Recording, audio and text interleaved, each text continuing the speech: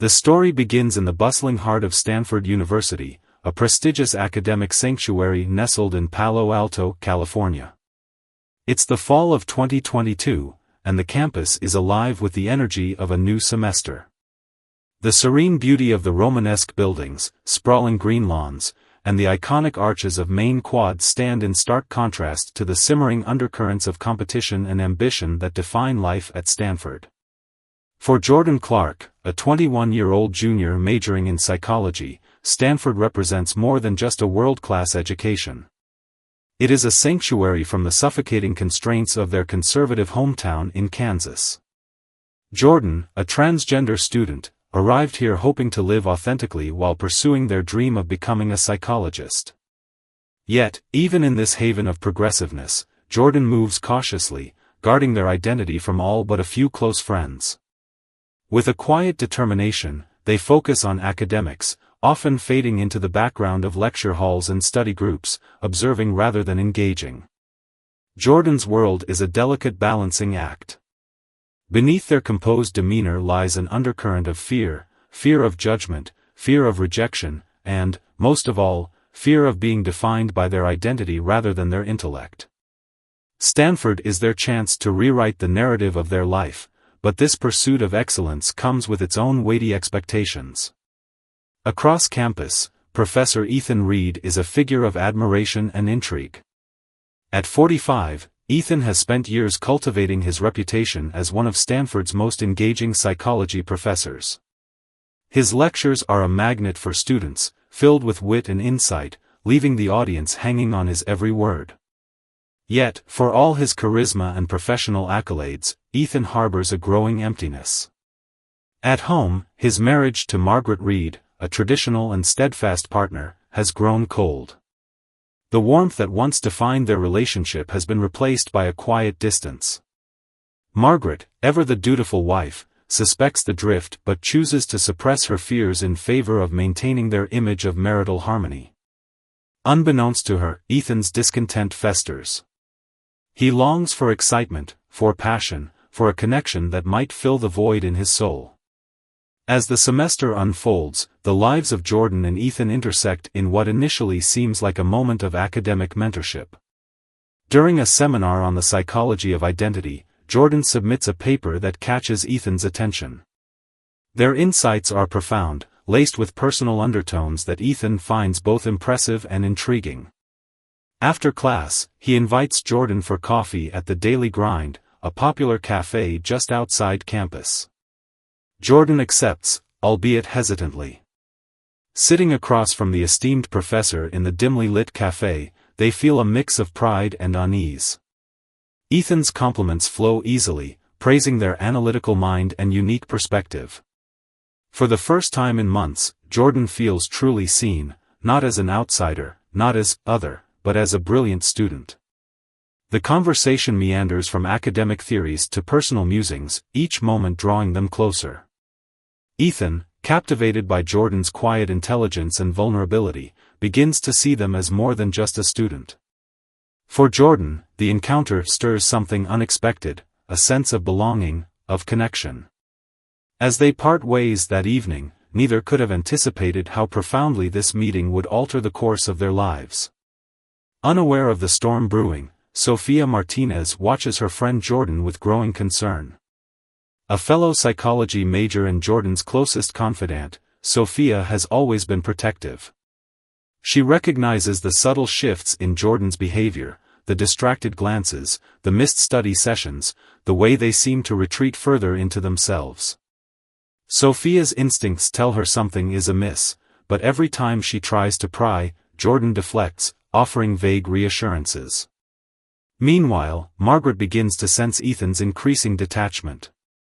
His late nights at the university, the cryptic text messages he guards on his phone, and the way he avoids eye contact during dinner all gnaw at her. She wonders if there's more to his behavior than the usual stress of academia.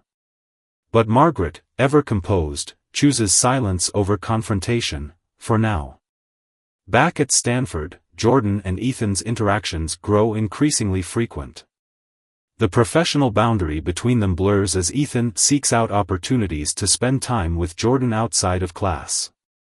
It starts innocently, an extended discussion after a lecture, a recommendation to read a specific book, or an invitation to collaborate on a research project. Yet, with each meeting, an invisible line is crossed. Jordan finds themselves drawn to Ethan's confidence and charm. His attention feels like a validation they have longed for but never dared to seek.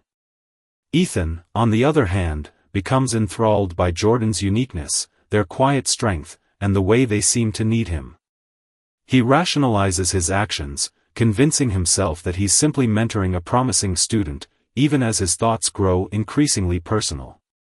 As their connection deepens, the atmosphere around them shifts. Glances across the lecture hall linger a second too long. Their conversations in the corner of the green library take on an intimate tone. The thrill of secrecy electrifies every stolen moment. Yet, beneath the surface, danger lurks. For all the warmth and excitement this burgeoning relationship brings, it is also a precarious dance on the edge of disaster. By November, what began as an intellectual camaraderie has transformed into a full-fledged, clandestine romance. Jordan is caught in the heady rush of being seen and desired, while Ethan finds in them a reprieve from the monotony of his life. Neither notices the cracks forming in the carefully constructed facades they present to the world. And in the shadows, Sophia and Margaret continue to observe, their growing suspicions inching closer to the truth. The stage is set. What began as an innocent meeting in a cafe is about to spiral into a web of obsession, secrecy, and betrayal, a collision course that will leave no one untouched. By late October 2022, Jordan Clark found themselves drawn deeper into the orbit of Professor Ethan Reed. What had started as casual post-lecture discussions had evolved into something that felt special, perhaps even sacred. For Jordan, these encounters were a breath of fresh air, an escape from the unyielding academic pressures of Stanford and the suffocating weight of secrecy about their identity. Ethan was different. He wasn't just another professor. He saw them for who they were, or at least that's what Jordan wanted to believe. For Ethan, the connection felt electric. It had been years since he'd experienced this kind of exhilaration. Jordan's quiet intelligence and vulnerability touched something deep within him. He convinced himself it was harmless, a genuine interest in mentoring a promising student. Yet, with every lingering conversation and shared smile, Ethan crossed lines he had once considered unbreakable. Rationalization became his shield, a thin veneer of professionalism masking the emotional depth of his growing attachment. The shift in their dynamic was subtle at first. One evening, after a particularly engaging lecture, Ethan suggested they grab coffee at the Daily Grind to celebrate Jordan's insights during class. Jordan hesitated. After all, a professor and student sharing coffee could raise eyebrows. But Ethan's tone was casual, and his eyes carried no hint of malice. "You've earned it," he said, smiling warmly. Against their better judgment, Jordan agreed. In the cozy corner of the cafe, away from the bustling students and faculty, their conversation flowed effortlessly. Ethan praised Jordan's analytical mind, marveling at their ability to weave personal experience into academic insight. For Jordan, his words were intoxicating, validating in a way they hadn't felt in years. They found themselves opening up, sharing small glimpses of their past, the struggles of growing up in Kansas, the judgment they'd faced, and the hope Stanford had represented for a fresh start. Ethan listened intently, his focus unwavering. In that dimly lit cafe, the boundary between professor and student blurred, though neither openly acknowledged it. The atmosphere was heavy with unspoken words, emotions simmering just beneath the surface. When they parted ways that evening, Ethan's parting words lingered in Jordan's mind. "You're going to do incredible things, Jordan. I hope you know that." Over the following weeks, their interactions grew more frequent and increasingly personal. Ethan began seeking Jordan out after lectures, finding reasons to extend their conversations. He'd recommend books, suggest research projects, and even dropped by the library during Jordan's study sessions. It was always framed as professional guidance, but the warmth in his tone and the way his gaze lingered spoke volumes. For Jordan, the attention was both thrilling and confusing. They couldn't deny the pull they felt toward Ethan, his confidence, his charm, the way he seemed to truly see them. But beneath the excitement was a gnawing unease. This was a line they shouldn't cross, wasn't it? Yet every time they resolved to pull back, Ethan would say something, compliment their intellect, share a personal anecdote, or simply smile, and their resolve would falter. Their meetings became more clandestine. The Green Library, with its dimly lit alcoves and echoing halls, provided the perfect cover for late-night discussions. They'd sit in a quiet corner, books spread out before them as a guise, their voices low and intimate. Ethan would lean in, his words barely above a whisper, and Jordan would feel the world around them fade. The thrill of secrecy added an edge to every moment, making each stolen glance and shared laugh feel like a rebellion against the rigid norms of their world. By mid-November, the line between professional and personal had all but vanished. Ethan invited Jordan to his office late one evening, ostensibly to discuss a potential research collaboration. The room, with its shelves of psychology texts and the faint scent of coffee, felt like a sanctuary. As they spoke, the conversation drifted from academic theories to deeply personal topics, dreams, regrets, the weight of expectations. At one point, Ethan reached out, his hand brushing Jordan's as he handed them a book. The touch lingered a second too long, sending a jolt of electricity through Jordan. They looked up, meeting Ethan's gaze, and in that moment, the unspoken became undeniable. The air in the room grew heavy, charged with tension. "Jordan," Ethan said softly, his voice thick with emotion, "you're extraordinary. I hope you know how much you mean, not just as a student, but as a person." Jordan's heart raced, a mix of exhilaration and dread. They wanted to pull away, to establish boundaries, but the intensity of Ethan's words held them captive. "I don't think I've ever met anyone like you," he continued, his gaze unwavering. The weight of his confession hung between them, and for a fleeting moment, Jordan considered walking away. But instead, they stayed, their silence a tacit acknowledgement of the bond they were too afraid to define. As the weeks progressed, their relationship deepened. The thrill of sneaking glances in the lecture hall, of whispering in quiet corners of the library, was intoxicating. But the secrecy also cast a shadow over every interaction. Jordan felt the weight of the risks they were taking. What if someone found out? What would happen to their academic future, to Ethan's career? Yet the pull of their connection was too strong to resist. Sophia Martinez, however, wasn't fooled. Jordan's behavior had changed too much to ignore. They skipped social outings, disappeared from study sessions, and seemed perpetually distracted. Sophia tried to reach out, but Jordan's responses were evasive. "I'm just busy with classes," they'd say, brushing off her concerns. But Sophia's instincts told her there was more to the story, and she was determined to find out what. At the same time, Ethan's wife, Margaret, began noticing changes in her husband.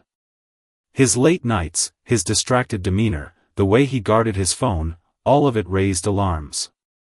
She tried to convince herself it was just work stress, but a quiet voice in the back of her mind whispered otherwise. Margaret began to pay closer attention, silently piecing together the puzzle of her husband's behavior. Unbeknownst to them all, the stage was set for a collision. What had started as a forbidden connection was now a fragile web of secrecy, passion, and mounting danger. Neither Jordan nor Ethan could see the cracks forming beneath them, but those around them, Sophia and Margaret, were already beginning to sense the fault lines. It was only a matter of time before the truth would surface, and the cost of their choices would become undeniable. By late November 2022, the fragile foundation of Jordan and Ethan's secret relationship began to show its cracks. What had once been an exhilarating connection filled with late-night conversations and fleeting glances now carried a weight that neither of them could ignore. As their bond deepened, so too did the risks, the secrets, and the stakes. For Jordan, the excitement of being seen and valued by someone as confident and respected as Ethan had started to sour. At first, his attention felt like validation, a reassurance that they were more than just a student navigating a complicated identity. But Ethan's behavior began to shift in subtle, unsettling ways. His texts became more frequent, almost demanding, often laced with a tone of possessiveness. "Why didn't you reply sooner?" or "You're spending too much time with your classmates," he would write, always cloaked in a guise of concern. What had once been thrilling was now suffocating. Ethan, meanwhile, was becoming increasingly consumed by his feelings for Jordan. The boundaries that once governed his life, between personal and professional, passion and obsession, blurred beyond recognition. He began to resent anything or anyone that pulled Jordan's attention away from him. When Jordan mentioned plans to attend a study session with Sophia, Ethan's response was immediate and cutting. "She doesn't understand you the way I do," he said, his voice low and laced with irritation. "Why waste your time with people who don't really care about you?" Jordan tried to brush off the comment, but the words lingered. They didn't want to believe that Ethan was attempting to isolate them, yet the pattern was becoming harder to ignore. His desire for their time and attention was no longer a request but an expectation. Jordan's world, once vibrant and full of potential, now felt increasingly narrow and confined. Sophia Martinez, ever perceptive, was the first to notice the shift in Jordan's behavior. Her once reliable friend had grown distant, often skipping their usual study sessions and avoiding social gatherings. When they did meet, Jordan seemed distracted, their gaze often darting toward their phone or somewhere far off. Sophia's attempts to probe were met with vague responses and forced smiles. One evening, while the two were supposed to be reviewing notes for an upcoming exam, Jordan's phone buzzed incessantly. They glanced at the screen, a flicker of anxiety crossing their face before they quickly silenced the device. "Who's that?" Sophia asked, her tone casual but her curiosity piqued. "Just a classmate," Jordan replied, avoiding eye contact. But Sophia wasn't convinced. Something about the way Jordan clutched their phone, as if guarding a fragile secret, didn't sit right with her. She didn't push further that night, but her resolve to uncover the truth solidified. Sophia began to keep a closer eye on Jordan, noting their increasingly erratic behavior.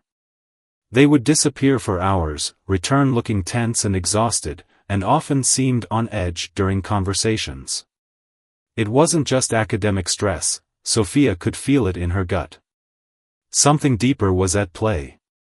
At home, Ethan's wife, Margaret, was conducting her own quiet investigation. The once routine rhythms of their marriage had been replaced by a cold distance. Ethan's late nights at the university, his sudden interest in keeping his phone close, and the guarded way he answered her questions all set off alarm bells. One evening, while cleaning Ethan's home office, Margaret found a receipt from the daily grind tucked beneath a stack of papers. The date matched a night when Ethan had claimed to be attending a faculty meeting.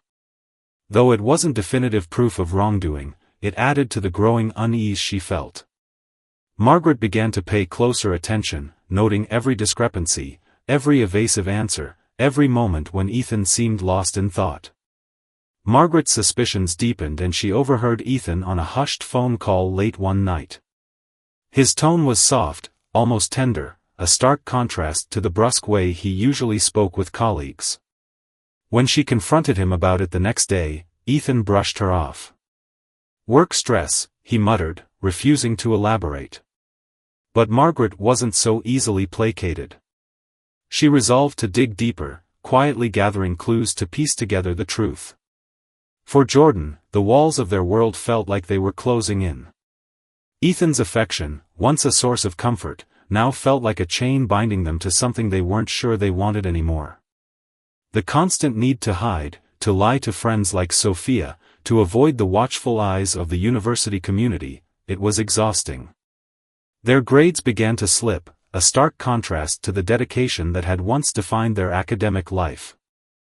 Nights that should have been spent studying were instead consumed by the emotional tug-of-war with Ethan. When they tried to pull back, even slightly, Ethan's reactions were swift and unsettling. "You're the only thing keeping me sane," he would say, his voice heavy with desperation. "Don't you care about us?" Jordan cared, perhaps too much. But the balance of power in their relationship had shifted in ways they didn't fully understand. Ethan's love felt like a storm, intense, overwhelming, and impossible to escape. By early December, the strain of their relationship was evident to everyone except Ethan. Sophia, determined to protect her friend, began digging into Jordan's life. She scoured their social media for clues, paying attention to the people they interacted with and the places they frequented.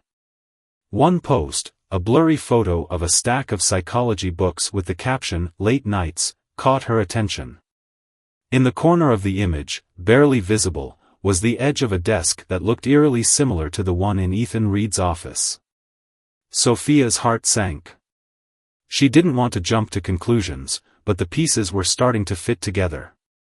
If her suspicions were correct, Jordan was in far deeper trouble than she'd imagined.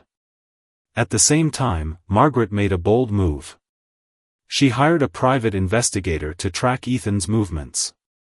If her husband was involved in an affair, she wanted proof, not just for herself, but to understand the full extent of his betrayal. As the semester drew to a close, the tension surrounding Jordan and Ethan's relationship reached a breaking point. The carefully constructed facade they had both relied on was beginning to crumble under the weight of secrecy and suspicion. Jordan felt trapped, torn between the fear of losing Ethan and the desperate need to reclaim their independence. Ethan, blinded by his obsession, failed to see the destruction his actions were causing. And in the shadows, Sophia and Margaret prepared to uncover the truth, each determined, in their own way, to protect what mattered most. Unbeknownst to them all, the storm was about to break, and the fallout would be more devastating than any of them could have anticipated. By mid-December 2022, the storm that had been brewing finally broke. The cracks in Jordan and Ethan's secret relationship widened into a chasm, and the tension that had been simmering for months reached a boiling point. What began as an intoxicating connection was now a suffocating entanglement, and both were teetering on the edge of collapse. Jordan Clark had made a choice: they had to end things with Ethan Reed. The weight of secrecy, the lies to Sophia, and the overwhelming sense of being trapped had become too much to bear. Every interaction with Ethan felt like a battle between their need for freedom and their lingering affection for the man who had once seemed like their sanctuary. But this relationship had evolved into something far darker. Ethan's possessiveness, his demands, his refusal to respect boundaries, it all felt suffocating. That night, as rain poured relentlessly over Stanford's campus, Jordan composed a message to Ethan. "We need to talk. Meet me at your office tonight. I can't keep doing this." Their heart raced as they hit send. They knew this conversation wouldn't be easy. Ethan wouldn't take it well, but Jordan had to reclaim their life. They had to move on. Ethan's office in the psychology building was dimly lit when Jordan arrived. Outside, the storm raged, the wind howling as rain hammered against the tall windows. Jordan hesitated at the door, steeling themselves before stepping inside. Ethan was already there, pacing. His face lit up briefly when he saw them, but the smile quickly faded when he noticed the seriousness in their expression. "I'm glad you came," Ethan said, his voice low and strained. He gestured for them to sit, but Jordan remained standing, their arms crossed. "We need to talk," Jordan began, their voice steady despite the storm of emotions churning inside them. "This, whatever this is, it has to stop. It's not healthy, Ethan. It's not right." Ethan's brow furrowed, his hands clenching into fists at his sides. "Not right? What are you talking about? What we have, what we share, is special, Jordan. You can't just throw it all away." Jordan shook their head, their resolve hardening. "You don't understand. This isn't about you, Ethan. It's about me. I can't keep living like this, sneaking around, lying to my friends, pretending everything is fine. It's not fine. This relationship is toxic, and it's hurting both of us. Ethan's demeanor shifted. The charm and warmth he usually radiated were replaced by something colder, more dangerous. You think you can just walk away? After everything we've been through? After everything I've done for you? Jordan took a step back, sensing the growing intensity in his voice. Ethan, listen to yourself. This isn't love. It's control. And I'm done letting you control me. Ethan's eyes narrowed, his voice dropping to a whisper that was somehow more menacing than a shout. Control? I gave you everything, Jordan. I opened my heart to you. I trusted you. And now you're just going to leave me? Like I mean nothing? Jordan's heart pounded in their chest, fear creeping in as they realized how unstable Ethan had become.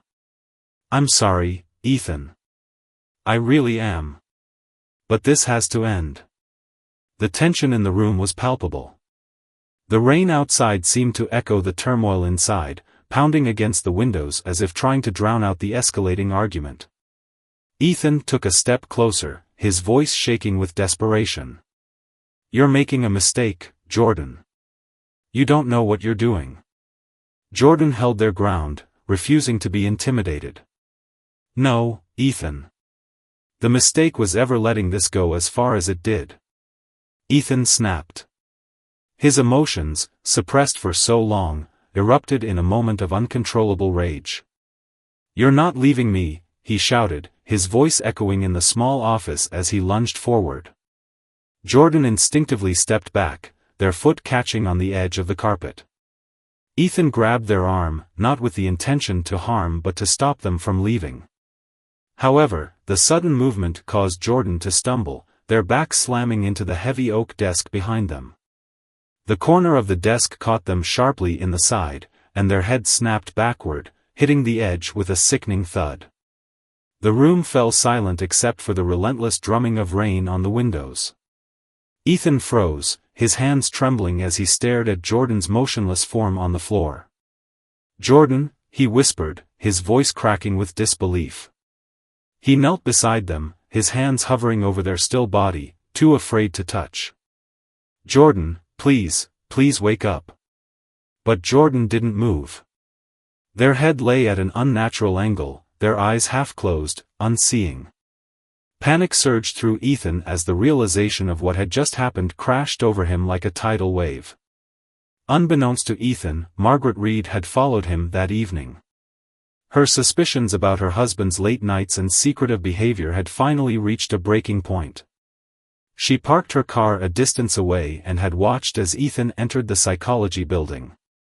Her curiosity, and dread, propelled her forward, and she quietly made her way to his office. As she approached the door, she heard raised voices. The storm outside muffled most of the argument, but the emotion in Ethan's voice was unmistakable. Then came the crash, a loud, sickening sound that made Margaret's blood run cold.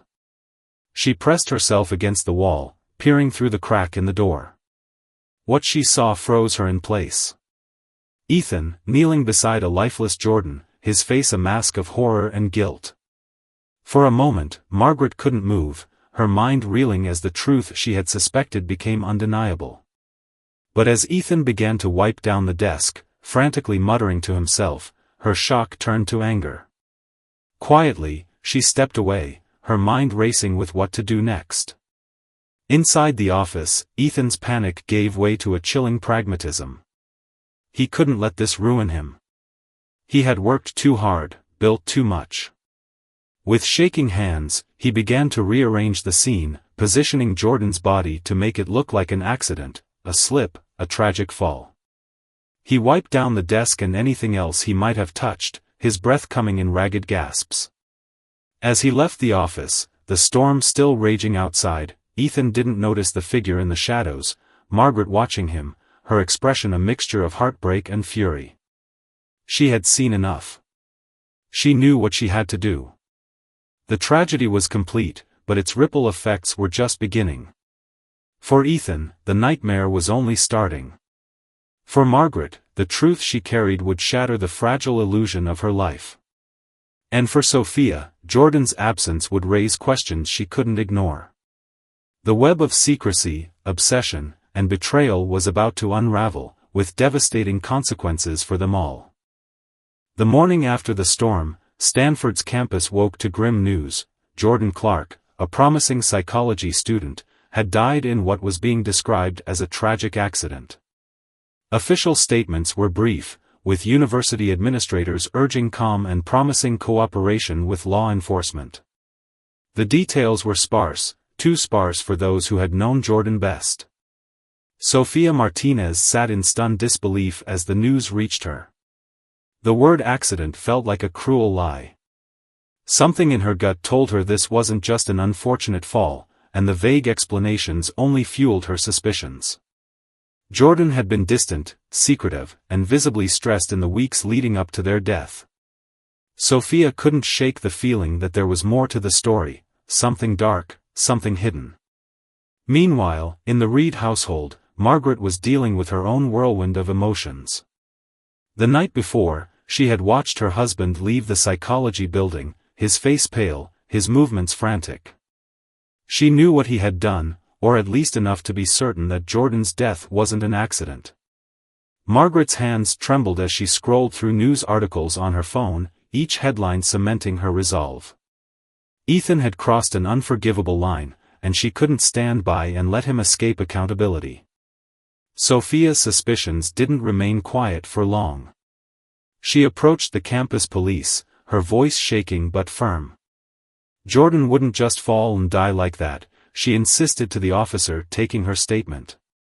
They've been different lately. Nervous, distracted. I think someone was pressuring them, maybe even threatening them.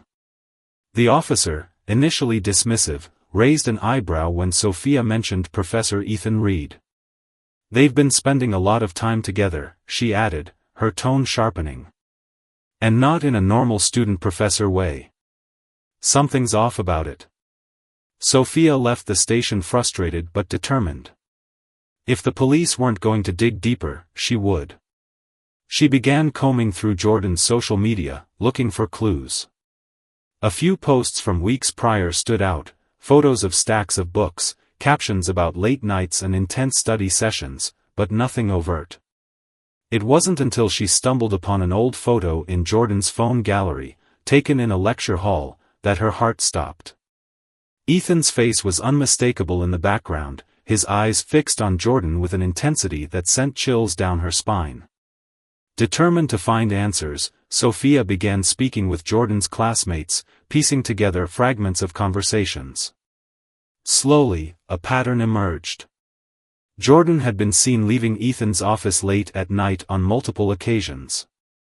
A friend mentioned overhearing Ethan's name when Jordan was on the phone, their voice hushed and tense. Each detail added weight to Sophia's growing certainty. Ethan Reed wasn't just involved in Jordan's life, he was at the center of their death. At home, Margaret was several steps ahead.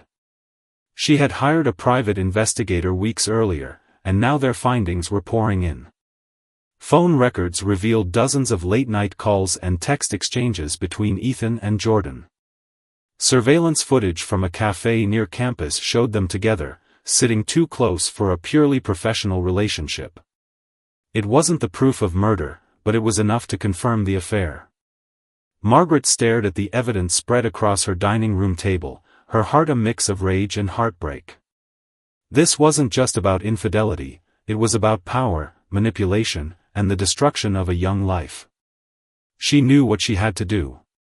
That afternoon, she walked into the police station, her head held high, a folder of damning evidence clutched in her hand. My husband, Professor Ethan Reed, was having an affair with Jordan Clark, she told the detective on duty. And I believe he's responsible for their death. With Margaret's evidence and Sophia's persistence, the investigation gained momentum.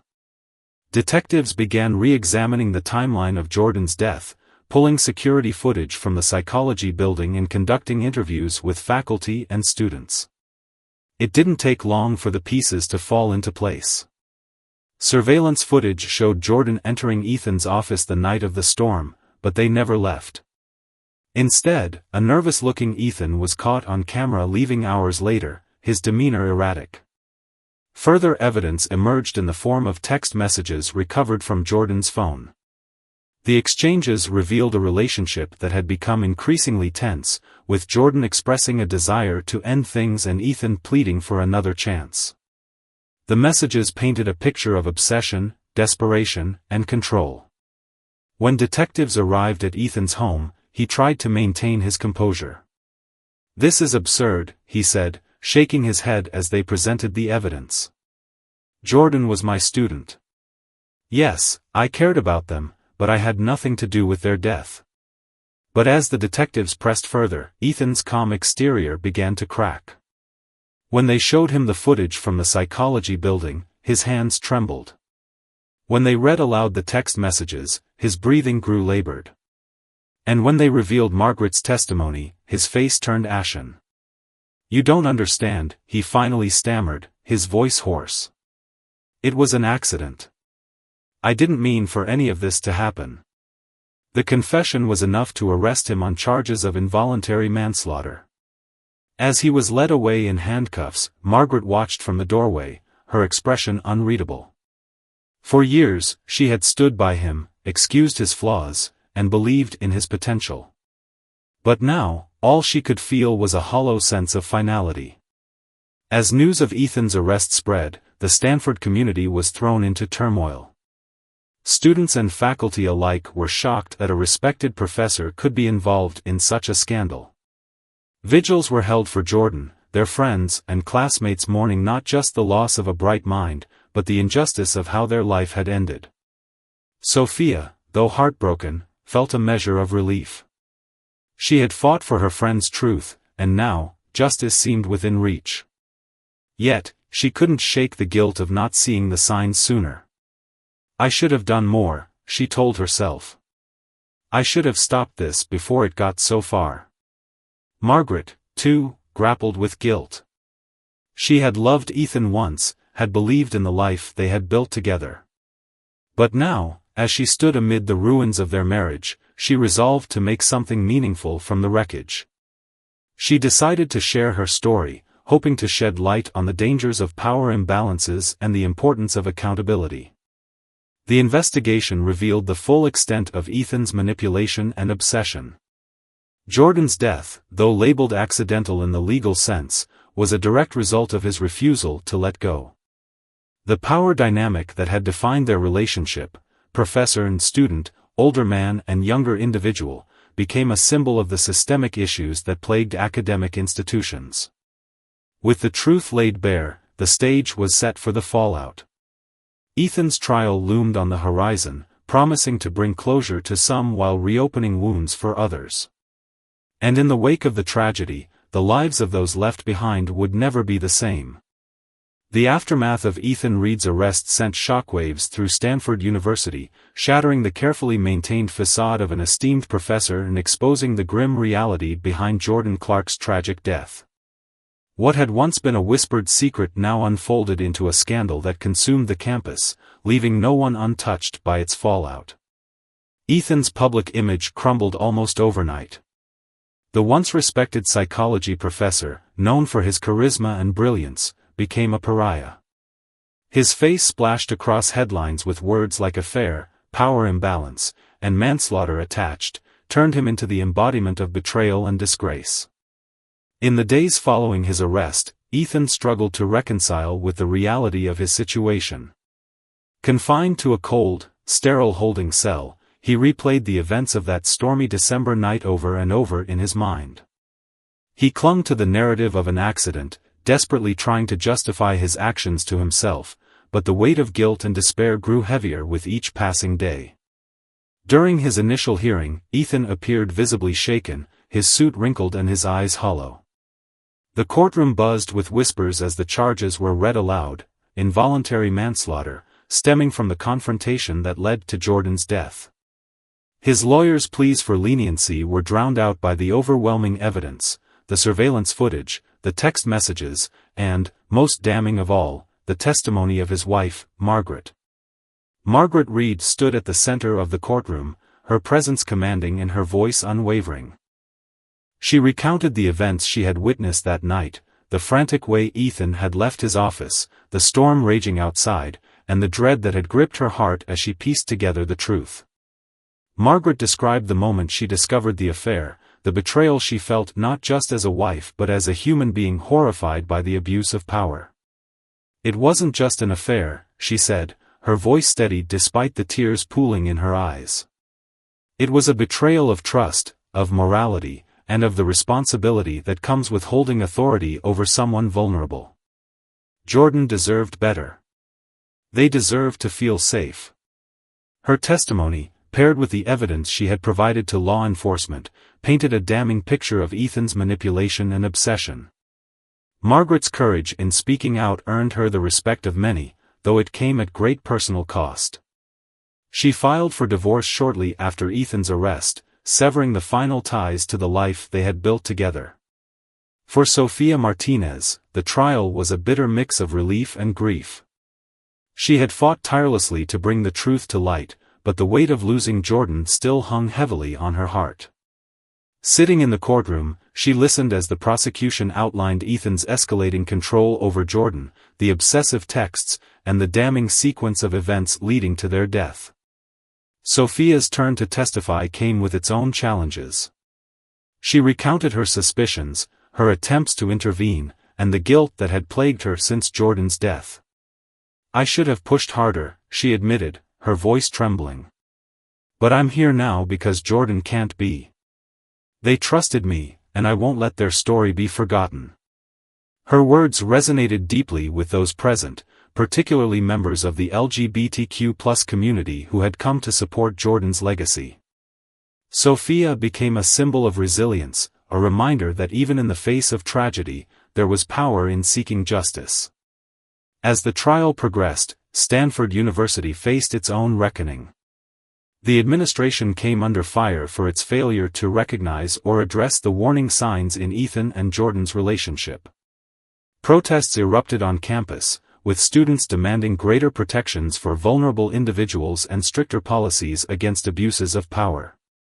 A particularly poignant moment occurred during a campus-wide vigil held in Jordan's honor. Hundreds of students, faculty, and community members gathered in the main quad, holding candles as Sofia and other close friends of Jordan spoke about their life and legacy. The crowd stood in silence as lanterns were released into the night sky, each one symbolizing a promise to fight for a safer, more inclusive environment. The university responded by implementing sweeping reforms, including mandatory training for faculty on power dynamics and consent, as well as the establishment of a resource center dedicated to supporting LGBTQ+ students. While these changes couldn't undo the past, they marked a step toward a more accountable future. Ethan's trial concluded in early summer 2023, with the jury finding him guilty of involuntary manslaughter. The judge handed down a prison sentence of 5 years, a decision that drew mixed reactions. For some, it felt like a slap on the wrist for a man whose actions had destroyed a young life. For others, it was a clear message that even those in positions of power could be held accountable. Behind bars, Ethan was a shadow of the man he once was. Stripped of his titles, his reputation, and his freedom, he spent his days consumed by regret. But his self-pity offered no solace to those he had hurt. The world outside moved on, his name becoming a cautionary tale for the dangers of unchecked power and obsession. Though Jordan's life had been cut tragically short, their legacy endured. Sofia, fueled by her grief and determination, founded an organization in Jordan's honor, the Clark Initiative for Equality and Safety. The initiative focused on providing resources and advocacy for LGBTQ+ students, ensuring they had a safe space to thrive without fear of judgment or exploitation. Margaret, too, found a renewed sense of purpose. She began speaking publicly about her experience, using her platform to highlight the dangers of power imbalances and the importance of accountability in academic institutions. Her journey from silence to action inspired others to come forward with their own stories, sparking a broader movement for change. As the dust settled, the lives of those affected by Jordan's death began to rebuild, albeit in different ways. For Margaret, it meant finding peace in knowing she had done the right thing, even at great personal cost. For Sophia, it was about carrying Jordan's memory forward, ensuring their story sparked the change they had always sought. And for the Stanford community, it was a sobering reminder of the responsibilities that come with power and the price of silence. Jordan's story became a beacon, a call to action that echoed far beyond the walls of the university. Though the tragedy could never be undone, the ripples it created brought a renewed commitment to justice, safety, and equality, a legacy that would endure long after the storm had passed. The echoes of Jordan Clark's tragic death reverberated far beyond the confines of Stanford University. For those closest to them, Sophia, Margaret, and the wider LGBTQ+ community, the pain of loss was a wound that would never fully heal. Yet, amid the grief, there emerged a steadfast determination to ensure that their story became a force for meaningful change. On a warm September evening in 2023, the Stanford campus gathered for a final tribute to Jordan. The main quad, illuminated by hundreds of flickering candles, was a sea of quiet reflection. Students, faculty, and members of the community came together, united by a shared purpose, to honor a life taken too soon and to vow that such a tragedy would never happen again. Sofia Martinez stood at the podium, her voice steady as she addressed the crowd. Jordan was more than a student, she began, her eyes scanning the solemn faces before her. They were a friend, a dreamer, a fighter. They believed in a world where people could be seen for who they truly are, not judged, not controlled, but accepted and celebrated. Her words carried the weight of truth and resilience. Sophia spoke of the systemic issues that had contributed to Jordan's vulnerability, the imbalance of power in academia, the pervasive stigmas faced by LGBTQ+ individuals, and the silence that often allowed such injustices to thrive. Jordan's story is a reminder that we cannot afford to look away, she concluded. We must act. We must change. As the crowd lit their candles and raised them to the night sky, the symbolism was clear: Jordan's light would not be extinguished. Their memory would fuel a movement, one built on justice, compassion, and the unwavering belief in the dignity of every individual. For Margaret Reed, the months following the trial were a journey of self-discovery and redemption. She had been a bystander in her own life for far too long, ignoring the signs of Ethan's behavior and clinging to a facade of normalcy. But witnessing the devastation wrought by her husband's actions had awakened a sense of purpose she couldn't ignore.